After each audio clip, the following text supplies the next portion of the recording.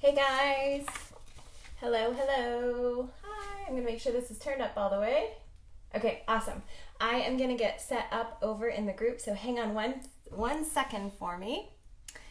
Today we are going to be reusing an ingredient that we cooked yesterday, and it is gonna save you a ton of time when you start working this method into your kind of weekly routine. This cook once and eat twice. So hang on one second.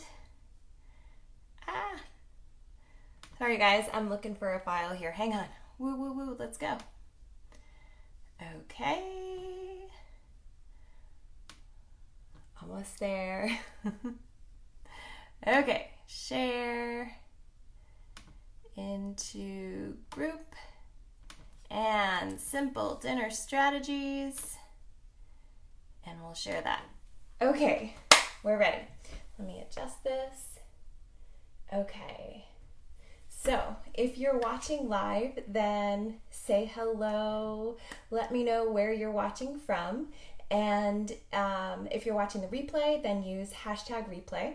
So today we are going to reuse that chicken that I made yesterday in the slow cooker over on the Simple Dinner Strategies Challenge group. We're going to use the leftover chicken in a different meal. And this kind of technique of cooking once and eating twice is so helpful when you are busy and trying to get a healthy dinner on the table. So look for ways that you could cook once and eat twice. Today we're going to do it with roast chicken or slow cooked chicken. So I am making the cheesy Mexican riced cauliflower.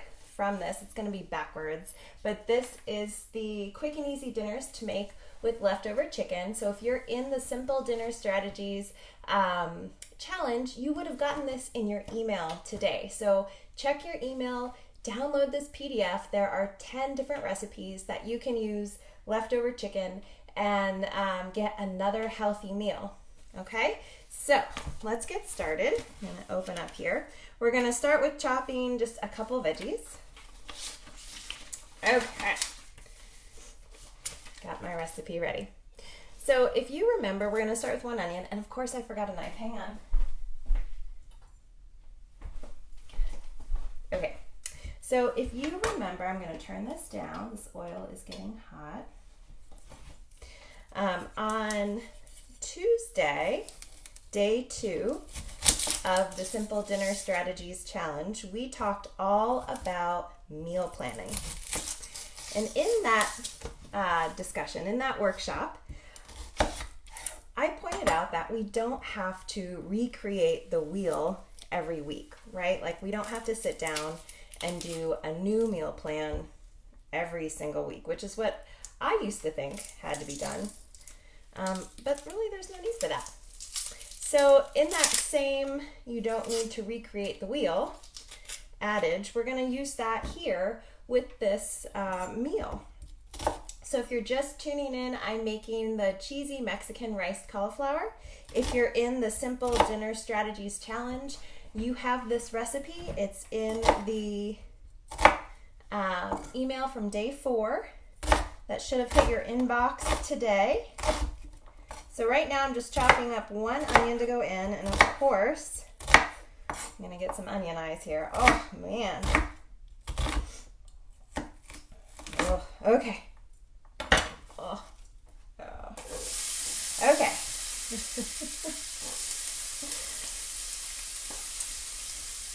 There goes the onion. And then we're gonna do bell pepper. These are from my garden. I don't know if you know this trick, so let me show you here. When you're chopping bell pepper, just chop down the side like this. If I can even see what I'm doing. Wow.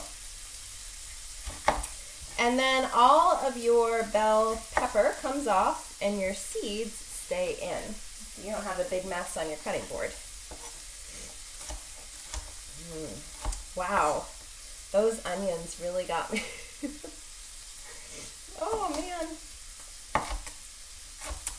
Okay. So I love this recipe because it's really easy. There's not very much chopping. It's really just the onions, the bell pepper, and a little bit of garlic. And then in this recipe, we used riced cauliflower. So riced cauliflower is like the best thing because you can get it frozen and use it in a lot of different ways. It's low carb, yeah, but more importantly, it adds veggies to your meal. It's a really easy way to add veggies, and it's pretty undetectable. Like, you can add riced cauliflower to soups, and most people don't really know what it is. It doesn't have a strong cauliflower taste. So I'm going to add this. I've got one onion going, and I'm adding my green bell pepper. I had another one from our garden. Can you believe our garden is still producing? It's like the end of September. We're in Maryland, and we are still getting tomatoes from our garden. And these bell peppers were picked just a few days ago. Yeah, crazy. Anyway, we'll get these chopped up, and then we'll put our seasoning in and our cauliflower rice, and we're just about done. You know, I think meal prep is important when it comes to getting a healthy dinner on the table, but what's even more important is finding these really simple recipes that do not take a ton of time to get on the table. I think honestly that is just as important. Hey Christina, thanks for tuning in. Okay, so that is onion and green bell pepper. Now I'm gonna do some garlic. We're making cheesy Mexican riced cauliflower. And we've got 2 cloves of garlic. And so you guys know this trick, right? So you just pop off the skin, loosen it up. And you can do that with kids too, not with a knife, but with a can. You can just give them a can and then have it pop, have them bang on it rather, and then they can pop their own garlic. So let me just get this peeled. We'll get this in. So what I was saying before about the riced cauliflower is that it is just really simple to use because you can get it frozen. It makes the dish a little bit more low carb, but it also adds another hit of veggies, which is always important. And the thing is, if you're not sure that you're gonna love riced cauliflower, you don't have to use a whole bag of it. You could do a half bag of riced cauliflower and a half bag of frozen rice, and that makes this just as easy. Just as easy to put together, but then you're getting something that you and your family might be more accustomed to, the rice as opposed to the cauliflower. Let me grab a spoon, hang on. Okay, let me get this back up. So this just needs to stop, saute for a second. I'm gonna turn it back up. And then coming up next, we've got some seasoning and diced tomatoes and tomato paste. So this is a meal that comes together really quickly. Christina said, what you making? I am making cheesy Mexican riced cauliflower using leftover roasted chicken, or actually slow cooked chicken. Okay, so along with this, we've got some chili powder, cumin, and oregano. So I'll put those in. I feel like this is not on all the way. Okay, so we have a teaspoon of oregano, which is about what's left in here, probably a little less. We have a teaspoon of chili powder, so that's a little more. And then we've got a half teaspoon of ground cumin. Okay. And then some salt. Okay. I think that this is not on anymore. Hang on. Let's see what's happening. It went dead on me. Okay. Let's bring the plug over here. I'm gonna have to switch everything around. Hang on for me, guys. This is normally a really quick dish when your pan stays on. Oh, that's gonna be hot. Okay, so how are you guys doing? Thanks for hanging out with me as I get my tools working better here. Okay, let me try plugging it in over here and see if this works better. Okay, lights back on. That solves it. All right, so I'm gonna let this kind of saute for a second, and then I'm gonna add in my tomato paste. So I get tomato paste in the can sometimes too. This was on sale and I got it at Costco. These tomato paste tubes are really handy. Let's see, let me scooch this over a little bit more. The tomato paste tubes are handy because you can use a little bit and then just pop it in the refrigerator. So I'm gonna put about a tablespoon in. There we go. But if you use a can, that works too. And let me tell you what to do with leftover, right? Because so many recipes just call for like 1 tablespoon of tomato paste. And then what do you do with the rest of it when you're using those 8-ounce cans? Well, you can get a measuring spoon and get a sheet pan, a small sheet pan, and parchment paper. Lay the parchment paper on the sheet pan, and then put out the remaining tomato paste in 1 tablespoon measurement. So you probably get 3 or 4 more, and then pop that in the freezer, let them freeze solid, and then take it off the sheet and put it in a little baggie, label it, and keep it in the freezer. And then the next time you need to have a tablespoon of tomato paste, you can just pull that out of the freezer, pop it in your saute pan frozen, that's fine. It'll defrost pretty quickly. So that is an easy little tip for you to be able to not waste that tomato paste that comes in a can. Okay, so this is gonna cook a little while longer. Now I've got a bag of cauliflower rice. So if you are cooking for, let's say, 5 or more, I would suggest using 2 bags of cauliflower rice and maybe even doubling the whole recipe. Because cauliflower rice is quite light, this dish doesn't quite have that lasting power. If you're feeding like hungry kids or teenage boys, or if your husband or partner has a really big appetite, I'd recommend maybe doing a bag and a half even, just getting a little bit more, because this dish ends up being quite light. It's delicious, but just keep that in mind. So I'm using this, I got this also at Costco. It kind of looks like an ice pack, doesn't it? Like you would put on your bag, but it's cauliflower rice. You can also rice your own cauliflower if you have cauliflower that is gonna go bad or you just prefer to do it that way. That's cool too. You do that in the food processor, but I just find rice cauliflower is like one of these easy weeknight meals that is just an amazing time saver, and it like ups the nutrition of any dish like instantly.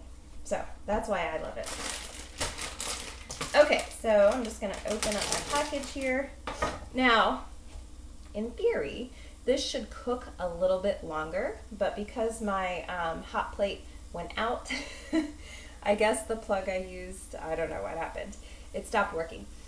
So this is only just starting to saute up again. But I'm gonna go ahead, you know, for the sake of keeping this moving, I'm gonna go ahead and add this in. But you do want your bell pepper and onion to be fairly tender before you add in the frozen cauliflower rice.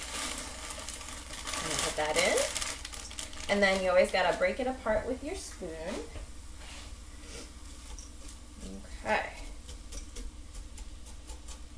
And don't forget, if you're in the Simple Dinner Strategies Challenge, this recipe is in your inbox. It's in the day 4 email in the 10 ways to use leftover chicken.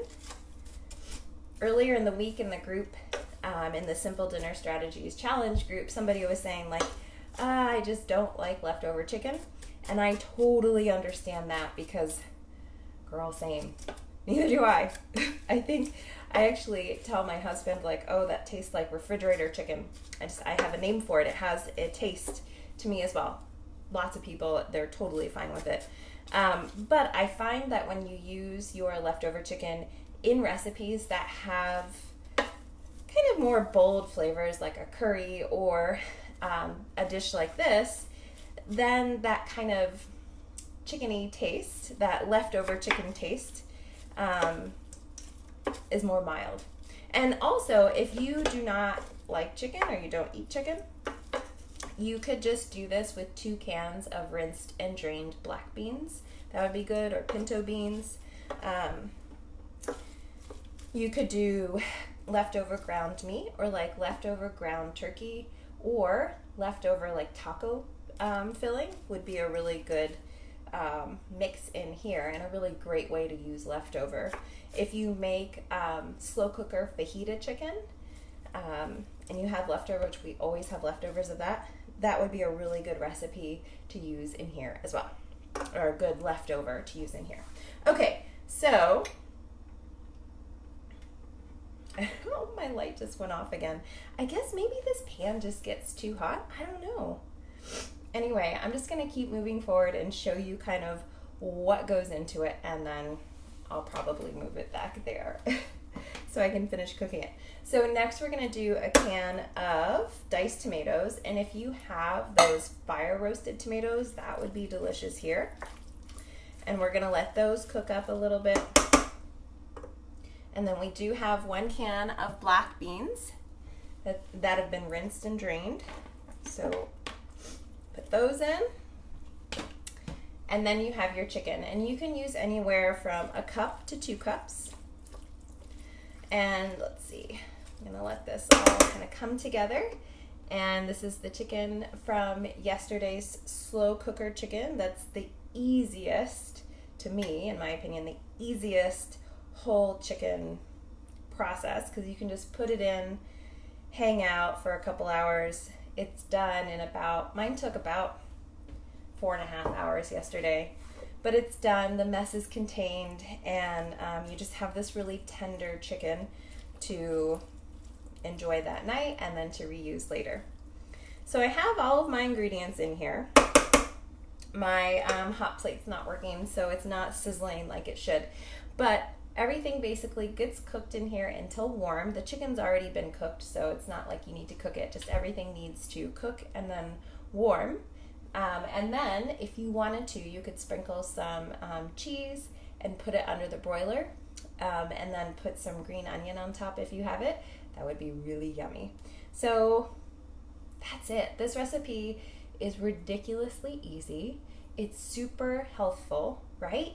We tend to think healthy has to be complicated or bland or just hard to make happen. And this was super easy to make happen, right?